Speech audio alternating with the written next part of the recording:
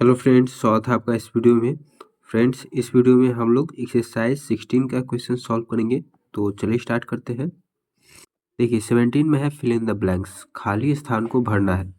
तो पहला में है two line segments are congruent if they have dash. तो दो लाइन सेगमेंट कॉन्ग्रुएंट कब होंगे? जब उसका जो लेंथ है सेम होगा। ठीक है, तो पहला में हो जाएगा दे हैव सेम लेंथ।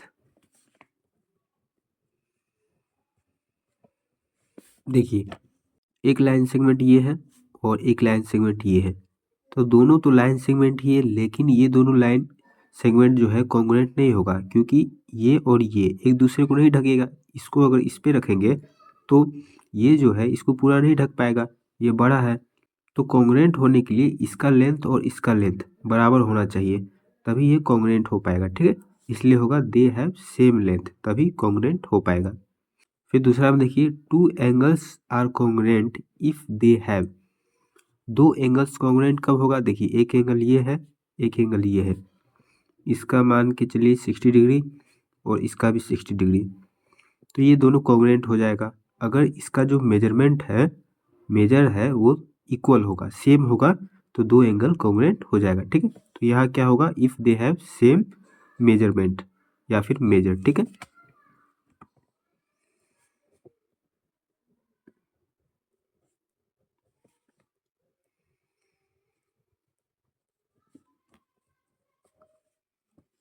अब तीसरा में देखिए two square are congruent if they have dash. दो स्क्वायर कॉन्ग्रुएंट कब होंगे? देखिए दो स्क्वायर, ये स्क्वायर है और ये भी मान के चलिए स्क्वायर है। ठीक है, रेक्टेंगल जैसा दिख रहा है लेकिन मानिए कि स्क्वायर है।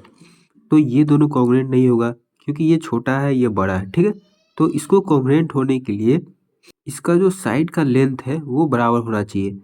अगर इसका साइड का लेंथ 3 है तो इसका भी 3 होना चाहिए, और जो स्क्वायर होता है उसका सभी साइड का लेंथ इक्वल होता है, तो ये 3 है तो सभी 3 होगा, और इसका भी 3 होना चाहिए, तभी जाके ये एक दूसरे को कवर कर पाएगा, ढक पाएगा, तो ये दोनों कॉन्ग्रुएंट होगा। ठीक है, छोटा बड़ा हो जाएगा स्क्वायर तो ये कॉन्ग्रुएंट नहीं होगा। तो यहाँ क्या होगा? If they have same side length. ठीक है, सेम साइड लेंथ या फिर लेंथ ऑफ साइड। ठीक है,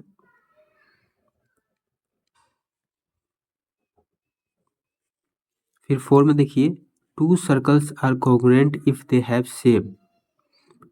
क्या सेम होना चाहिए? Same radius.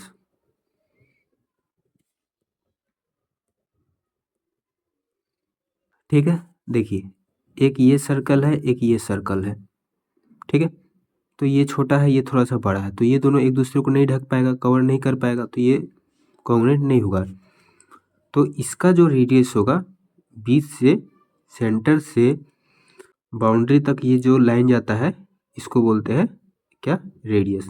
तो इसका रेडियस छोटा है, लेंथ छोटा है, और इसका जो रेडियस का लेंथ है वो बड़ा है। ठीक है, अगर दोनों का रेडियस का लेंथ अगर सेम होगा तभी ये सर्कल का जो सरकमफ्रेंस है वो इक्वल होगा, तभी ये एक दूसरे को कवर कर पाएगा। अगर रेडियस का लेंथ छोटा बड़ा होगा तो एक दूसरे को कवर नहीं करेगा, इसलिए सेम रेडियस का लेंथ होना चाहिए या फिर सेम रेडियस होना चाहिए। ठीक है, फिर 5 में two rectangles are congruent if they have dash.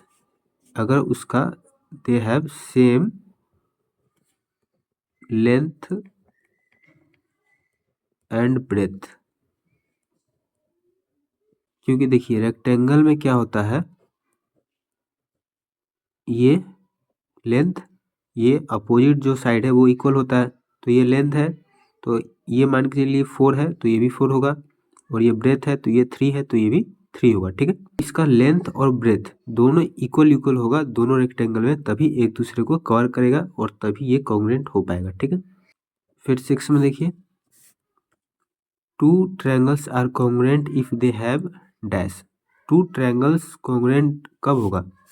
दो ट्रायंगल्स कॉन्ग्रुएंट जब ही होगा जब इसका हर एक पार्ट इक्वल होगा, इसका साइड भी इक्वल होना चाहिए, इसका एंगल भी इक्वल होना चाहिए। ठीक है, और इसका सब कुछ इक्वल होगा तभी जाके ये कॉन्ग्रुएंट होगा। तो इफ दे हैव क्या है, इफ दे हैव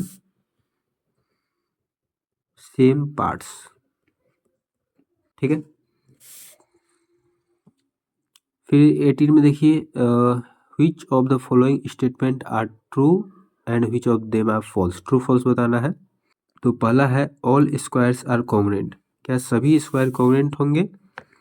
80 का पहला, तो देखिए एक स्क्वायर ये है और एक स्क्वायर ये है, सभी स्क्वायर कॉन्ग्रुएंट तो नहीं होगा, इसका साइड का लेंथ अलग है, इसका साइड का लेंथ अलग है, तो ये फॉल्स हो जाएगा। फिर दूसरा देखिए, if two squares have equal areas they are congruent, अगर दो स्क्वायर का एरिया जो है इक्वल है तो कॉन्ग्रुएंट होगा क्या। तो देखिए दो स्क्वायर लेते हैं, ये स्क्वायर और ये स्क्वायर, इसका साइड का लेंथ 4 है, इसका भी 4 है, तो स्क्वायर का एरिया का फॉर्मूला क्या होता है, भुजा का स्क्वायर साइड का स्क्वायर, तो साइड 4 है तो 4 का स्क्वायर 16, और इसका भी साइड 4 है, 4 का स्क्वायर 16, तो दोनों का एरिया सेम हो गया। अगर मान के चलिए इसका साइड का लेंथ अलग अलग होता, ये 4 है ये 5 होता, तो इसका एरिया निकालते हो तो ये 5 का स्क्वायर करते तो 25 हो जाता, तो अलग अलग हो रहा है कि नहीं। तो इसका मतलब क्या हुआ कि एरिया अगर इक्वल होगा तो ये दोनों कॉन्ग्रुएंट होगा। ठीक है, तो ये ट्रू हो जाएगा। फिर तीसरा देखिए, if two figures have equal areas they are congruent, इसमें बोला है कि दो फिगर का अगर एरिया इक्वल है तो कॉन्ग्रुएंट होगा क्या, तो ये फॉल्स हो जाएगा तीसरा। क्यों, क्योंकि देखिए यहाँ पर फिगर दिया हो तो फिगर तो कुछ भी हो सकता है, सर्कल ले लिए, ट्रायंगल ले लिए, तो ये दोनों भी फिगर है, तो इसका एरिया मान लेते हैं 40 है और इसका एरिया भी 40 है। ठीक है, लेकिन इसको इस पे रखेंगे तो एक दूसरे को पूरा पूरा कवर नहीं कर पाएगा, क्या नहीं कवर करेगा, तो इसलिए ये कॉन्ग्रुएंट नहीं होगा, इसलिए ये फॉल्स हो जाएगा। ठीक है,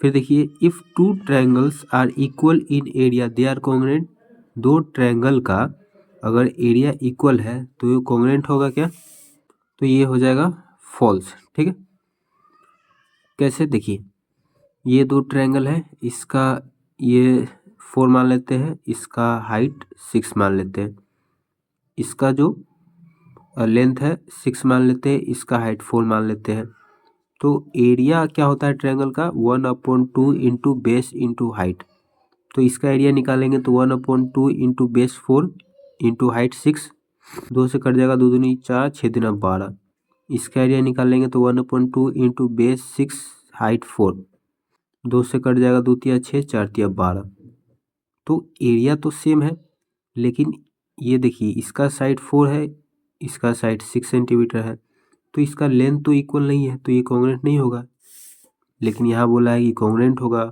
अगर दो ट्रायंगल का एरिया इक्वल होगा, तो इसलिए फॉल्स हो जाएगा। ठीक है, फिर 5 में देखिए, if two sides and one angle of a triangle are equal to the corresponding two sides and angle of another triangle the triangles are congruent, इसमें ये बोला है कि दो साइड और एक एंगल ट्रायंगल का इक्वल होगा दूसरे कॉरस्पॉन्डिंग साइड से और एंगल से। ठीक है, तो वो दोनों ट्रायंगल कॉन्ग्रुएंट होगा क्या, तो ये नहीं होगा, क्योंकि देखिए इसमें सीधा बोल दिया है कि दो साइड और एक एंगल, लेकिन यहाँ पर क्या होना चाहिए, देखिए ये ट्रायंगल है तो इसमें दो साइड तो होना ही है, लेकिन इसके अलावा जो एंगल होगा ये इन दोनों के बीच में होगा, ये दोनों साइड के बीच का जो एंगल होगा इक्वल होगा, तभी जाके ये कॉन्ग्रुएंट होगा, इसको बोलते हैं इंक्लूडेड एंगल, बीच के एंगल को बोलते हैं इंक्लूडेड एंगल, तो इंक्लूडेड एंगल इक्वल होना चाहिए, कोई भी एंगल इक्वल होने से काम नहीं बनेगा। ठीक है, इसलिए ये फॉल्स हो जाएगा। फिर 6 में देखिए, if two angles and any side of a triangle are equal to the corresponding angles and the side of another triangle then the triangle are congruent, तो ये क्या हो जाएगा, ट्रू हो जाएगा, 6 ट्रू हो जाएगा। कैसे, देखिए बोला है कि टू एंगल्स और any side of triangle are equal to the corresponding angles and the side of another triangle, देखिए ये दो ट्रायंगल है तो इसमें बोला है कि दो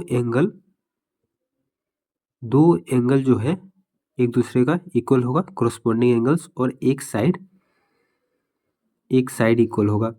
तो ये कौन सा प्रॉपर्टी हो जाएगा, ए एस से, दो एंगल और एक साइड, ठीक है। तो ये कॉन्ग्रुएंट हो जाएगा, इसलिए ये ट्रू होगा।